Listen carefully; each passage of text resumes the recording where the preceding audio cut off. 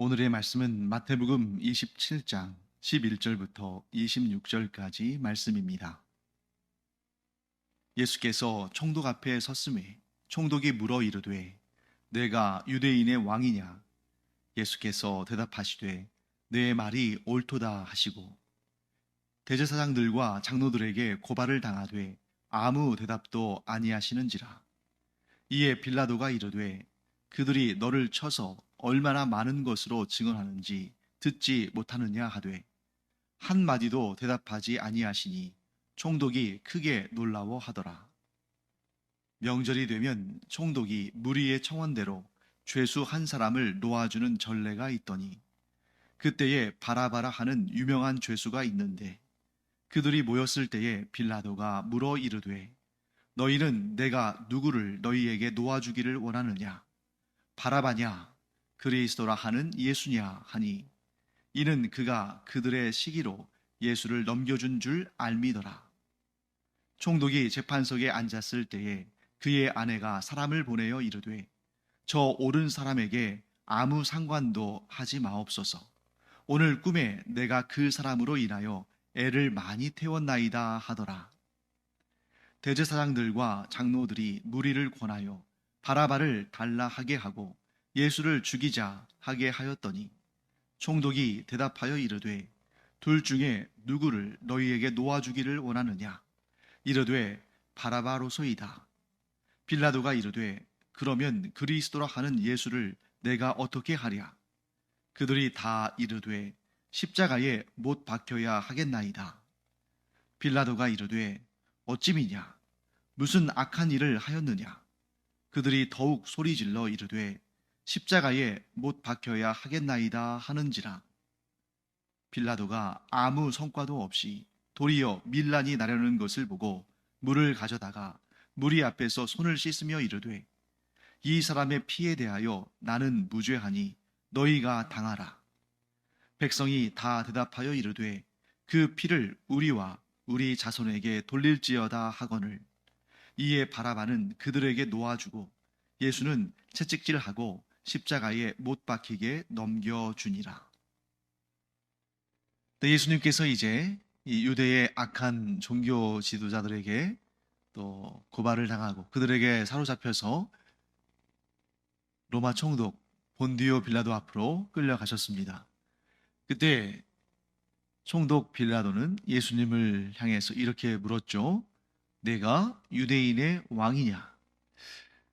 자, 이 질문에서 우리는 이 유대의 종교 지도자들이 예수님을 어떠한 죄로, 어떠한 혐의로 고발을 했는지 그 내용을 알 수가 있죠. 자, 그들은 유다에 지금 총독으로 와 있는 그 유대 민족들을 다스리고 있는 로마의 총독 본디오 빌라도에게 예수님을 좀 죽여달라. 이렇게 좀 부탁을 하는 거죠. 그런데 명분이 있어야 하잖아요.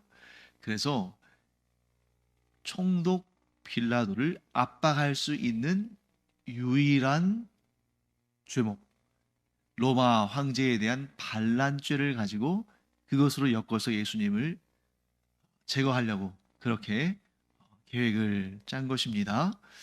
이 유대인의 왕이라는 이 호칭, 이 명칭은 본디오 빌라도에게 있어서는 가장 꺼려지는 일이죠. 왜냐하면 지금 유대인들에게는 유대인의 왕은 로마 황제입니다. 로마 제국이 지금 이 이스라엘을 지배하고 있기 때문에 그들의 황제는 바로 로마 황제예요. 그런데 유대인의 왕이 있다. 유대인의 왕으로 나선 사람이 있다. 사람들이 유대인의 왕으로 부르는 사람이 있다. 자, 이런 소문이 나면 가장 먼저 질책을 당하고 또 자리가 위태로워지는 사람은 바로 이 지역, 이 예루살렘을 중심으로 한 이 유대 지역을 다스리는 로마 총독이겠죠.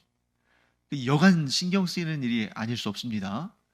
아니, 지금까지 잠잠히 잘 지금 내가 이 이스라엘 땅을, 이 유대인들을 좀 나름대로 그래도 좀 잘 다스려 왔다고 자부하는데, 안 그래도 또 이렇게 민족적인 자존감이 강하고 종교적인 그러한 또 배타성이 강해서 안 그래도 로마 황제에 대해서 반기를 잘 드는 그런 민족인데, 그들 가운데 지도자가 세워졌다.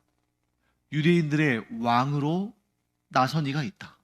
사람들이 그를 왕으로 따른다. 얼마나 골치 아픈 일이겠어요. 그러니까 평소 같으면 로마 총독이 이 밤중에, 이제 밤에서 새벽으로 넘어가는 이 시간에 깨어 있을 리가 없잖아요. 뭐 깨어 있다 할지라도 이 피지배 민족인 이스라엘 사람들이 재판을 요한다. 판결을 해달라. 이렇게 찾아와서 부탁해도 나 지금 자니까 그렇게 무례하게 행하지 말고 내일 해가 뜨면 와라. 이렇게도 얘기할 수 있잖아요. 그런데 그 밤중에 본디오 빌라도가 예수님을 만난 이유는 그만큼 그에게 아주 시급한 문제고, 또 그의 자리와 또 그의 명성과 그의 향후 미래에 대해서 굉장히 좀 의미 있는, 아주 중대한, 결코 미뤄서는 안 되는 그런 일이라고 생각했을 가능성이 큰 것입니다. 여기에서 우리는 이 서로 다른 네 부류의 사람들의 관심사가 서로 부딪히고 있는 현장을 보고 있는 거죠. 자, 유대의 그 악한 종교 지도자들의 관심은 어디에 쏠려 있습니까? 어떻게 해서든지 간에 예수님을 죽여야겠다는 거예요. 그래서 자기들에게는 사형을 선고할 수 있는 그런 능력이 없으니까 사형 선고권을 가지고 있는 유일한 사람, 로마 총독에게 예수님을 데리고 와서 그 로마 총독이 결코 거부할 수 없는, 반드시 허락할 수밖에 없는 그런 죄목으로 예수님을 고발합니다. 그 밤중에 유다 총독이 깨어나서 그 밤중에 긴급하게 결정을 해야 할 일, 그것은 뭡니까? 반역죄. 유대인의 왕이 나타나서 유대인들을 충동질해서 로마 황제에게 반역을 꾀하려고 한다. 이런 죄목으로 지금 몰아붙이는 거죠. 그 속에 담겨 있는 유대 종교 지도자들의 유일한 관심, 예수 그리스도를 죽여야겠다. 그들은 뭐 그리스도라고도 안 했겠죠. 저 예수라는 인물을 죽여야겠다. 왜요? 자신들의 기득권을 비판할 뿐만 아니라 사람들의 관심을 자신들에게로부터 뺏어가기 때문에. 그래서 로마 황제조차도 흔들지 못한 자신들의 그 견고한 자리, 자신들의 그 견고한 탐심, 자신들의 그 견고한 위치를 흔들 수 있는 그 존재를 빨리 제거해야겠다 하는 그런 생각을 하게 된 것입니다. 자, 반면에 빌라도의 관심은 어디에 쏠려 있어요? 빌라도가 예수님께 처음으로 질문한 그 질문 속에 담겨 있죠. 네가 유대인의 왕이냐? 네가 과연 반역의 의도가 있느냐? 네가 지금 로마 황제에게 쿠데타를 일으키려고 하느냐? 그것만 관심이 있는 거예요. 왜? 로마 총독인 본디오 빌라도에게는 어쨌든 간에 지금 이곳에서 조용히, 아무 탈 없이, 어떤 사고도 없이, 반역 없이 조용히 자기 임기를 마무리하고 싶은 것입니다. 본디오 빌라도의 입장은 좀 이해가 되죠. 왜냐하면 이 이스라엘, 이 유다 지역은 사실 이 로마 제국 전체에서는 굉장히 변방의 아주 작은 지역입니다. 그러니까 별로 실속이 없는 곳이에요. 그런데 거기에다가 이 유대인들은 유난히 더 로마 황제에게 반발하고 유난히 그 제국에 동화되지 못하는 그런 좀 독특한 개성을 가진 그런 고슴도치 같은 그런 존재니까 너무 싫었겠죠. 그래서 내가 빨리 여기에서 아무 탈 없이 무탈하게 임기를 마친 다음에 좀 승진하고 싶다. 이런 마음을 가졌겠죠. 반면에 예수님은 어떤 마음을 가지고 계십니까? 예수님은 어떻게 하면 인류의 죄, 그 죄를 대신 갚음으로 말미암아 이 사람들을, 이 인류를 죄와 사망의 권세로부터 구원할 수 있을까? 내 모든 것을 내어주고서라도 이 인류를 그 죄와 사망의 구렁텅이에서 건져내서 구원에 이르는, 즉 하나님과의 관계를 회복시키는 그 일을 내가 해야겠다. 그 일에만 관심이 있으신 거죠. 그리고 마지막으로 가룟 유다는 어떤 일에 관심이 있었습니까? 어느 쪽이 나에게 더 유리하겠는가? 내가 예수님을 섬기면서 예수님이 정치적 메시아로서 로마 제국을 무너뜨리고 전 세계를 차지할 때 내가 예수님께로부터 받을 것이 무엇일까? 그런데 그 일이 안 된다면 예수님을 제거하려는 무리들에게 내가 예수님을 팔고 돈이라도 좀 챙겨야겠다. 전적으로 자기 자신의 경제적인 유익을 위해서 마음을 쏟고 있는 거죠.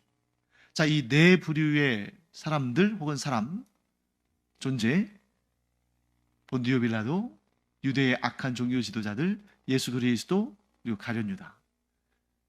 예수님은 온전히 자기 자신을 내어주시는 사랑으로 반응하셨지만 나머지 세 부류의 사람들, 본디오 빌라도, 유대의 악한 종교 지도자들, 또 가룟 유다는 전적으로 자기 중심적인, 그것도 자기의 의로움이 아니라 자기의 탐심과 자기의 욕심을 채우기 위해서 어떻게까지 다른 존재를, 다른 이들을 궁지에 몰고 위험에 빠뜨리고 심지어 죽이면서까지 내 자신의 영광과 내 자신의 유익과 내 자신의 욕심을 채우기 위해서 그들이 모든 것을 내어 바치고 있는 거죠. 그러니까 예수님과 완전히 본질적으로 다르죠. 예수님은 모든 인류의 구원을 위해서 자신이 하나님의 영광을 버리고 이 땅에 오셨을 뿐만 아니라 그 하나님의 권세와 영원한 생명까지도 다 내어주시며 인간으로서의 그 생명까지도 다 내어주시려고 십자가를 지시는데 이렇게 다 나머지 사람들은 그 뜻을 알지도 못하고 감사하지도 않고 도리어 공격하고 죽이려고 하는 그런 너무나도 안타까운 상황을 우리가 보게 되는 것입니다. 그러니 우리의 구원이 어디에 있겠어요? 자, 말로는 이 본디오 빌라도가 내가 이 이스라엘 민족을 잘 보호하고 너희들을 배려하고 너희들을 잘 되게 하겠다. 뭐 그렇게 말했겠죠. 유대 종교 지도자들은 어떻습니까? 우리가 이 이스라엘 민족을 잘 이끌고 그들을 좋게 하고 그들에게 하나님의 은혜를 경험하게 하겠다. 그렇게 좋게 말했겠죠. 그렇지만 결과적으로 모든 사람들은 자기의 배를 채우기 위해서, 자기의 영광을 높이기 위해서, 자기의 이름을 내세우고 자기의 경제적인 유익, 또 꼭 그 탐심을 만족시키는 그런 방식으로 자기의 유익을 위해서 쫓아가는 그런 존재라는 것입니다. 그런데 우리도 거기에서 예외가 될 수가 없어요. 우리도 역시 죄성이 있는 사람이다 보니까 우리도 계속해서 어떻게 하면 내 자신을 높일까? 어떻게 하면 내 자신이 다른 사람들보다 더 나아질까? 어떻게 하면 내 욕심을 다 채우며 살 수 있을까? 심지어 다른 사람들을 억압하고 다른 사람들에게 피해를 주고 다른 사람들을 짓밟고 일어서서라도 내 자신을 높이고 내 탐심을 채우고 내 마음대로 살고자 하는 것이 그것이 인간의 죄성이 있는 인간의 본질적인 모습이죠. 나라고 해서 다를 것이 없다는 겁니다. 그러나 어떤 차이가 있는 거예요? 예수 그리스도를 구주로 영접한 나는 비록 내 안에 그런 죄성의 욕구들이 있지만 예수 그리스도를 믿는 믿음으로 그런 죄성의 욕구들을 누르고 예수 그리스도의 보혈로 거룩하게 되어진 그러한 삶을 예수님께서 그 영원한 생명을 나에게 내어주셔서 내가 구원을 얻었다면 이제는 나의 모든 것을 예수님께 드려서 예수님의 그 뜻을 이루며 살아가는 그런 존재가 되겠다. 이것이 우리가 가져야 할 마음의 중심이다 하는 그런 깨달음을 우리가 얻기를 바랍니다. 자, 예수님을 만난 로마 총독 빌라도는 예수님께 이렇게 질문했죠. 내가 유대인의 왕이냐? 그때 예수님께서는 내 말이 옳도다 라고 답하신 걸로 성경에 나오죠. 하지만 이 번역은, 이 개역 개정에 나오는 이 번역은 다음번 번역에는 좀 직역으로, 보다 직역하는 형태로 이 번역을 좀 바꿨으면 좋겠네요. 지금 여기에서 내 말이 옳도다라고 말씀하신 걸로 되어 있지만 이미 앞장에 있는 이 마태복음 26장에는 두 번이나 같은 문장이 나오는데 그 같은 문장을 어떻게 번역했냐면 내가 말하였다 라고 이렇게 번역하고 있습니다. 똑같은 문장이에요. 26장과 27장에 세 번에 걸쳐서 같은 말씀을 예수님이 하셔요. 원어로 하면 헬라어로 수 레게이스, 수 레게이스. 수는 너, 네가, 레게이스 말했다, 네가 말했다. 그래서 세 번에 걸쳐 나오는데 첫 번째는 앞장 마태복음 26장 25절에 이제 예수님께서 제자들과 최후의 만찬을 하시면서 내 제자 중에 한 명이 나를 팔 것이다 이렇게 말씀하셨을 때 제자들이 각각 나는 아니지요, 나는 아니지요 이렇게 예수님께 물어봤잖아요. 가룟 유다가 예수님께 나는 아니지요 라고 물었을 때 예수님께서 뭐라고 말씀하시냐면 수 레게이스, 네가 말하였다 이렇게 말씀하십니다. 그 다음에 이제 예수님께서 그 악한 유대의 종교 지도자들이 보낸 사람들에게 사로잡히셔서 가야바 대제사장의 관정에서 신문 받으실 때에 그 가야바가 이렇게 묻죠. 내가 하나님의 아들 그리스도이냐? 그렇다면 우리에게 말해라. 이렇게 말했을 때 예수님께서 이렇게 말씀하시죠. 마태복음 26장 64절에서 수 레게이스, 네가 말하였느니라. 네가 말했다. 그리고 오늘 로마 정독 본디오 빌라도가 네가 유대인의 왕이냐 하고 예수님께 물었을 때 예수님께서 수 레게이스, 네가 말하였다. 자, 여기는 어떤 뜻이 있냐면 굉장히 이게 좀 뭐랄까요? 좀 이중적인 의미를 가질 수가 있어요. 좀 중립적이기도 하고 내가 옳도다, 내 말이 옳다 이렇게 말씀하셨다면 그렇게 번역, 지금 우리 개역 개정 성경에는 그렇게 번역했잖아요. 그렇게 말씀하셨다면 약간 가치 판단의 내용이 섞여 있는 거죠. 네가 옳다, 틀리다, 네가 바르다, 네가 진리에서 벗어났다, 뭐 이런 식으로 가치 판단을 하는 그런 표현인데 내가 말하였다, 수 레게이스라는 표현은 그렇게 가치 판단을 하지 않고 오롯이 그 사람이 말한 것에 대해서 예수님께서 사실 확인만 해주시는 겁니다. 이런 사실 판단을, 사실 확인을 해주시는 이유는 뭐냐면 그 말에 대한 책임을 그 사람이 스스로 져야 되는 거예요. 즉 예수님께서는 지금 십자가에 달려 죽으시기 위해서 가시지만 가룟 유다도, 유대의 그 악한 종교 지도자들도, 또 본디오 빌라도도 자신이 말한 것에 대한 책임을 언젠가 질 날이 올 것이다. 최후 심판의 날에 그 영원한 형벌을 받게 되겠죠.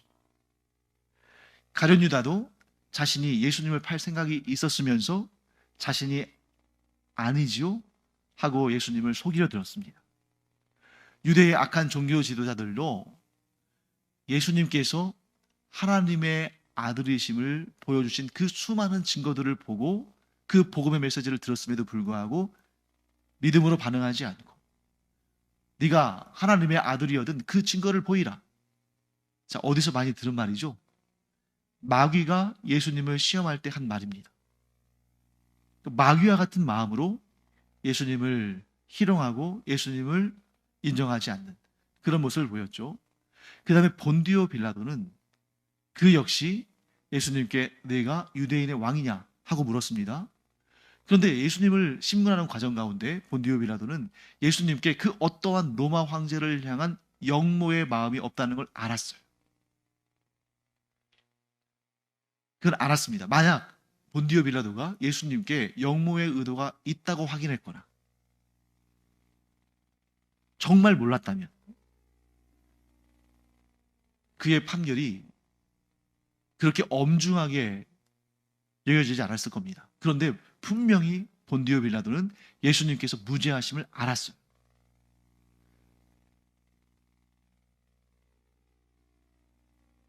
유대의 악한 지도자들이 예수님을 끌고 와서 본디오 빌라도 앞에 세우고 막 거짓말로 이런저런 막 고소를 하고 또 거기에다 막 그 안 좋은 이야기들을 막 쏟아내고 했을 겁니다.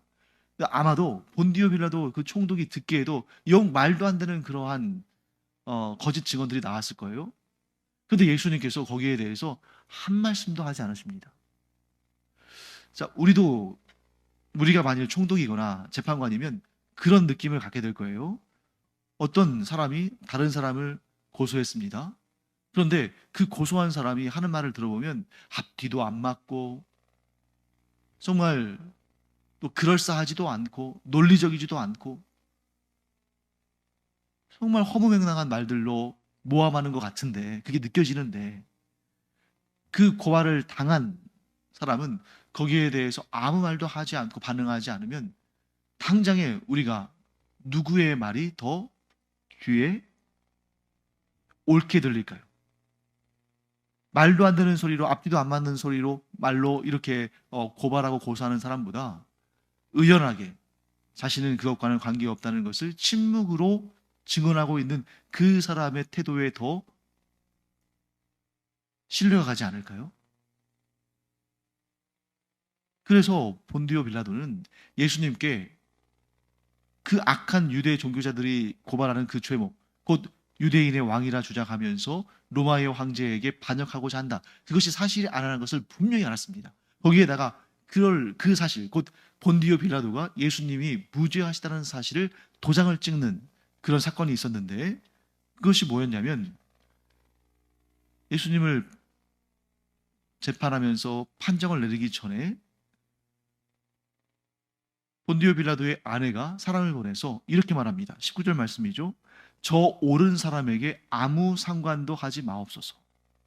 오늘 꿈에 내가 그 사람으로 인하여 애를 많이 태웠나이다.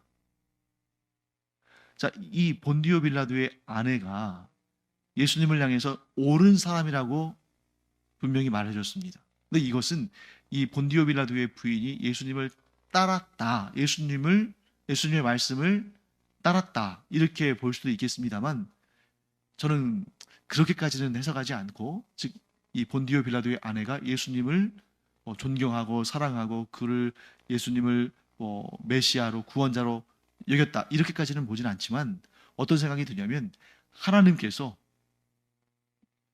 이 본디오 빌라도의 아내를 통해서 예수 그리스도께는 아무런 죄가 없다는 사실을 확정적으로 본디오 빌라도에게 알리신 방편이라고 생각합니다. 본디오 빌라도의 가장 가까운 사람, 유대인도 아니겠죠. 객관적인 어떻게 보면 좀 예수님에 대해서 긍휼히 여기거나 불쌍히 여기거나 그럴 일도 별로 없겠죠. 근데 가장 객관적일 사람, 그리고 가장 숨기지 않고 속이지 않고 정보를 전달할 수 있는 사람, 본디오 빌라도에게는 누굽니까? 아내겠죠. 그 아내의 입을 통해서 하나님께서 그 본디오 빌라도의 아내에게 꿈을 보내주시고 또 그 아내의 입을 통해서 예수 그리스도께서 죄가 없으심을 알리셨는데 그걸 알면서도 어떻게 했습니까? 예수님을 내어준 거죠. 아무리 자신이 나는 이 죄에 대해서 관계가 없다 라고 말해도 그 죄가 없어지는 거 아니고 그 죄의 책임, 곧 로마 총독으로서 사형을 허락하는 그 결정에는 어떤 변명도 있을 수 없다는 겁니다. 물론 본디오 빌라도가 예수님의 무죄함을 알고 좀 자연스럽게 예수님을 좀 풀어주려고 하는 그런 시도를 안 한 건 아니에요. 자, 오늘 15절부터 18절까지 말씀 보면 이런 내용이 나오죠. 15절, 명절이 되면 총독이 무리의 청원대로 죄수 한 사람을 놓아주는 전례가 있었다. 자, 로마 총독이 왜 죄수 가운데 한 사람을 놓아줬을까요? 일종의 특사죠. 8.15 특사나 3.1절 특사나 성탄절 특사나 이런 것처럼 특별 사면인 거죠. 근데 왜 이런 특별 사면을 했겠습니까? 민심을 좀 달래고 사람들에게 좀 호감을 얻으려고 그렇게 했을 겁니다. 그때 16절 말씀 보시면 바라바라 하는 유명한 죄수가 있었다. 자, 바라바라는 사람이 있는데 그는 유명한 죄수다. 근데 이 유명한 죄수가 무엇 때문에 유명했을까? 뭐 둘 중에 하나겠죠. 너무 끔찍한 죄를 저질렀거나 또 다른 하나는 그가 이스라엘 사람들에게 뭔가 특별한 감명을 주었거나 예를 들면 이런 거죠. 독립투쟁 같은 독립투사와 같은 역할을 했을 가능성이 큽니다. 그때 빌라도 총독이 그곳에 모인 사람들에게 이렇게 말합니다. 내가 지금 이 6월절 명절을 맞이해서 죄수 한 사람을 풀어줄 텐데 너희는 누구를 원하느냐? 이렇게 말하면서 두 명을 제시합니다. 한 명은 그 유명한 죄수 바라바, 또 다른 한 명은 예수님. 그리고 나서 18절 말씀에 이렇게 말씀하고 있죠. 이는 그가 그들의 시기로 예수를 넘겨준 줄 암이더라. 자, 본디오 빌라도가 예수님은 죄가 없으신데 유대의 악한 종교 지도자들이 예수님을 시기해서 넘겨줬다는 것을 자기에게 끌고 와서 사형을 시키라고 지금 압박하고 있다는 것을 알았다는 거죠. 자, 그러면 그들이 예수님을 시기해서 죽이려고 한다는 그런 그들의 마음을 본디오 빌라도가 알았다면, 그리고 나서 바라바와 예수님 중에 둘 중에 한 명을 풀어주겠다고 이렇게 두 명을 그들 앞에 제시했을 때 어떻게 하려고 그랬을까요? 빌라도의 의도는 무엇이었을까요? 자, 빌라도는 둘 중에 누구를 풀어주고 싶었을까요? 전체적인 맥락을 보면 당연히 예수님이죠. 이 유대의 악한 종교 지도자들이 안 그래도 좀 눈에 가시 같은 사람들인데 이 본디오 빌라도에게는, 근데 그들이 시기로 예수님을 죽이려고 한다는 사실을 알았고 자기에게는 죄수 한 명을 놓아줄 권한이 있습니다. 그러면 본디오 빌라도는 그 둘 중에 바라바와 예수님 중에 누구를 놓아주고 싶었겠어요? 예수님. 그리고 거기에서 왜 선택하라고 했습니까? 그것이 자기만의 결정이라면 막 항변하고 항의하고 할 수 있잖아요. 그런데 이것이 유대 백성들의 선택이다 그러면 누가 뭐라고 항변할 수 있겠습니까? 그러니까 유대 백성들이 선택할 수 있게끔 하면서 예수님을 자연스럽게 풀어주는 그런 방법을 취한 거죠. 그런데 그때 본디오 빌라도는 깜짝 놀랐을 거예요. 자기는 분명히 이 유대 백성들이 예수님을 놓아달라고 할 줄로 생각한 겁니다. 분명히 그렇게 생각했어요. 그래서 되지도 않을 바라바를 같이 세워놓고 예수님을 선택하도록 몰아간 겁니다. 그런데 이스라엘 백성들은 누구를 선택했어요? 바라바를 선택합니다. 분명히 유대의 악한 종교 지도자들이 바라바를 요청하도록 이스라엘 백성들에게 바람을 넣고 힘을 쓰고 그들을 여론을 조작한 거죠. 그런데 왜 본디오 빌라도는 이 바라바와 예수님 둘 중에 이 이스라엘 백성들, 곧 이 유대민족 사람들이 예수님을 선택할 거라고 생각했을까? 아마 저는 이 두 가지 이유가 있을 거라고 봅니다. 첫째, 보통 로마 총독은 예루살렘에서 평소에 있지 않았어요. 로마에서 왔다 갔다 하기 편한 그 지중해 해변가 가이사라라는 곳에 총독의 관저가 있습니다. 거기에서 주로 업무를 받습니다. 그런데 이런 유월절과 같은 이런 명절에는 꼭 예루살렘에 왔어요. 왜 그럴까요? 예루살렘에 수많은 사람들이 모여드니까 이 민심의 동태도 파악해야 되고 거기에서 밀란이나 소요가 일어나면 안 되니까 그것을 또 진압해야 되고, 그래서 군대를 이끌고 와서 그 예루살렘 그 지역에 주둔하고 있는 것입니다. 그러면 당연히 빌라도는 뭘 받겠습니까? 며칠 전에 예수님께서 예루살렘에 입성하실 때에 수많은 군중들이 종려나무 가지를 꺾어서 흔들고 자기의 겉옷을 땅에 깔면서 예수님을 호산나 하며 맞이했던 그 열렬히 환호하던 모습을 봤거나 혹은 그러한 보고를 들었겠죠. 그러니 이 유대의 악한 종교 지도자들은 시기심 때문에 예수님을 죽이려고 하지만 정작 이스라엘 민중은 예수님을 사랑하고 존경하고 예수님을 풀어주려고 애쓸 거다. 예수님을 원할 거다. 이렇게 생각했던 것입니다. 두 번째 이유. 그런 이유에서 또 바라바를 선택한 거예요. 본디오 빌라도는 왜 그러냐면 바라바는 뭐 정확하게 표현되어 있지 않습니다만 대부분 이런 것에 동의하죠. 바라바는 이스라엘의 독립을 위해서 투쟁했던 이스라엘 사람들의 영웅이었다. 그러나 로마 황제에게는 반역자이기 때문에 투옥되어 있는 상태다. 그럼 이 바라바도 예수님 못지않게 이스라엘 백성들에게 인기 있는 사람이겠죠. 그런데 지금 이 유월절에 질서를 유지하기 위해서 큰 군대를 이끌고 로마 총독이 왔습니다. 그리고 지금 이 장소는 로마 총독의 관정이에요. 로마 총독 앞에서 로마 황제에게 반역한 바라바를 풀어달라고 그렇게 과감하게 말할 수 있는 사람이 누가 있을까? 속으로는 바라바를 풀어줬으면 좋겠다는 사람들도 있겠지만 그들이 볼 때는 바라바는 분명히 로마 황제에게 반역한 사람이고 예수님은 그렇지 않거든요. 그러니까 이 군사들의 그러한 그 위험을 보고서 또 로마 총독의 그 무서운 그러한 얼마든지 자기들을 죽일 수 있는 그런 사람이니까 그런 권력을 보면서 감히 바라바를 선택하지 못하고 예수님을 선택할 거라고 추측한 거죠. 그런데 민심은 전혀 다르게 흘러갑니다. 왜 그랬을까요? 물론 표면적으로는 유대의 종교 지도자들이 그 사람들을 매수했죠. 그러나 더 중요한 사실, 이 모든 일들이 하나님께서 미리 예언하신 그 말씀대로 되어가는 거죠.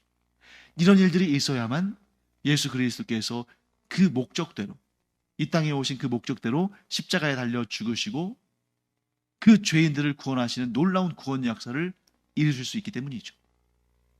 자, 이런 과정들을 통해서 예수님은 끝까지 자신에게 주어진 그 소명을 따라 피하지 아니하고 불평하지 아니하고 그 길을 걸어가신 것을 봅니다. 그렇기 때문에 그런 예수님의 모습을 우리가 이 말씀을 통해서 확인할 수 있기 때문에 우리는 예수님을 전적으로 신뢰할 수 있다. 어떤 상황에서도 예수님께서 나를 버리지 않으신다는 사실을 내가 확신할 수 있다. 그러므로 나는 예수님 안에서 안정되고 평안을 누릴 수 있다. 왜? 예수님은 결코 우리를 버리지 않으시고 우리를 택하신 예수님께서는 끝까지 책임지시니까. 이 사실을 깨닫고 늘 주 안에서 평안을 누리는 우리 모두가 되기를 간절히 축원합니다. 기도하겠습니다. 하나님 감사합니다.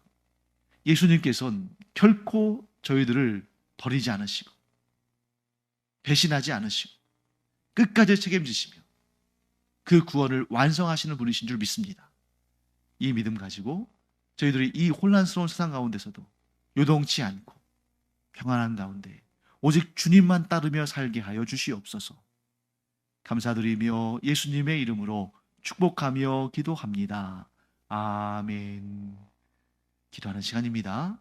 예수님의 그 한결같으심, 예수님의 그 사랑으로 인해서, 예수님의 그 변치 않으심으로 인해서 우리는 안심할 수 있습니다. 또 우리가 예수님처럼 하나님을 향한 믿음을 결코 버리지 않는, 변심하지 않는 그런 굳은 믿음의 사람들 되기를 축원합니다. 기도하겠습니다.